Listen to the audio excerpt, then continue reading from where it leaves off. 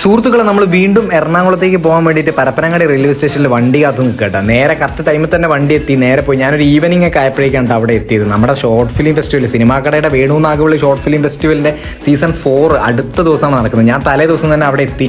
അവിടെ തന്നെ ഞങ്ങൾ റൂമും കാര്യങ്ങളൊക്കെ ഒന്ന് സെറ്റ് ചെയ്തിട്ട്, ഞങ്ങൾക്ക് ഓൾറെഡി അവിടെ റൂം ഉണ്ടായിരുന്നു. അത് കഴിഞ്ഞതിന് ശേഷം നേരെ ഞങ്ങൾക്ക് ചെറിയൊരു പണി കിട്ടിയായിരുന്നു. ഒന്നുമില്ല, അതായത് ID കാർഡിൻ്റെ സെറ്റ് ചെയ്യലും പരിപാടിയൊക്കെ ഉണ്ടായിരുന്നു കേട്ടോ. നമുക്ക് ഓരോരുത്തർക്കുള്ള ID കാർഡ് സെറ്റ് ചെയ്യാനും അതുപോലെ ഈ മെമൻറ്റോ പരിപാടിൻ്റെ മേലെ സ്റ്റിക്കർ ഒട്ടിക്കുക, ഇങ്ങനത്തെ കുറച്ച് പരിപാടികളൊക്കെ ആയിട്ട്. അപ്പോൾ എല്ലാവരുടെ കൂടെ ഇരുന്നിട്ട്, അതായത് നമ്മുടെ മെമ്പേഴ്സ് എല്ലാവരും ഒന്നും ഇല്ലായിരുന്നു, എന്നാലും ഉള്ള ആൾക്കാരൊക്കെ വെച്ചിട്ട് എല്ലാവരുടെ കൂടെ ഇരുന്നിട്ട് പണികളൊക്കെ തീർത്ത് അന്നതിന് ശേഷം നൈറ്റ് ആയപ്പോഴേക്കും ഫുഡൊക്കെ കഴിച്ചതിന് ശേഷം അടുത്ത പരിപാടിയിലേക്ക് ഇരുന്നത്. ഇനിയും വേറെയും കുറേ പരിപാടികളുണ്ട്. അപ്പോൾ എല്ലാവരുടെ കൂടെ ഇരുന്നിട്ട് ഫുഡൊക്കെ കഴിച്ചിട്ടാണ് അടുത്ത പരിപാടിക്ക് ഇറങ്ങിയത്.